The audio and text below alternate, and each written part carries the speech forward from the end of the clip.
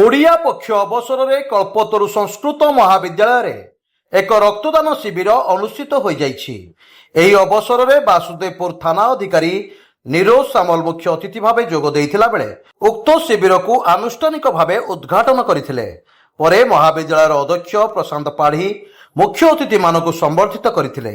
एही शिविर में मोट 32 यूनिट रक्त संग्रह करा जाइथिला बेले महाविद्यालय छात्र छात्री कर्मचारी स्वइच्छा रक्तदान करथिले। ଏହି କାର୍ଯ୍ୟକ୍ରମକୁ ମହାବିଦ୍ୟାଳୟର ସମସ୍ତ କର୍ମଚାରୀ ସହଯୋଗ କରିଥିଲେ।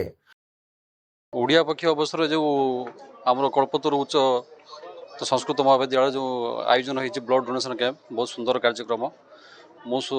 ମୋତେ ଗେଷ୍ଟ କରିଥିବାରୁ ମୁଁ ବହୁତ ଖୁସି ହେଲି, ବହୁତ ଆନନ୍ଦିତ ହେଲି ଏବଂ ପିଲାମାନେ ସମସ୍ତ ପିଲାମାନେ ଅଭିଭାବକମାନେ ଏବଂ ପ୍ରିନ୍ସିପାଲ ସମସ୍ତେ ବହୁତ ଖୁସି ଅଛନ୍ତି, ଆନନ୍ଦିତ ଅଛନ୍ତି। ତ ବ୍ଲଡ୍ ଦେବା ଏକ ମହତ୍ କାମ, ତେଣୁ ସମସ୍ତେ ଆମେ ଭାଗ ନେବା, ଏକ ମଣିଷର ଜୀବନ ବଞ୍ଚାଇବା। आजिकल जो तो ब्लडर अभाव रही तेणु आम से दिगरे केमी पदक्षेप नवा तो जड़े लोकर जीवन आम बचाई पार। ब्लड देले आमर स्वास्थ्य मत भल रही। तेणु यही परिप्रेक्षी में बहुत बहुत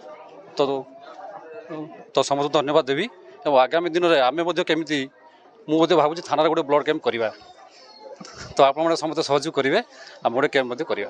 प्रशांत कुमार पाढ़ी मु कल्पतरु संस्कृत महाविद्यालय अध्यक्ष।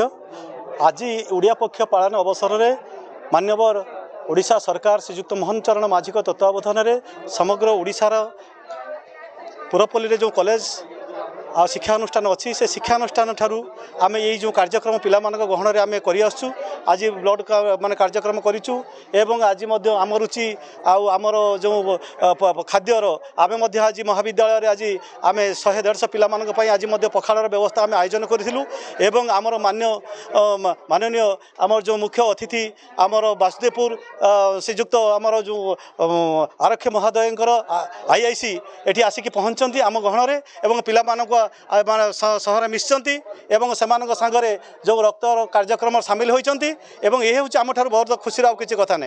IIS सार आज निजे आम महाविद्यालय आसती आम सब छात्र छात्री आम अध्यापक अध्यापिका मैंने समस्ते खुशी अच्छु।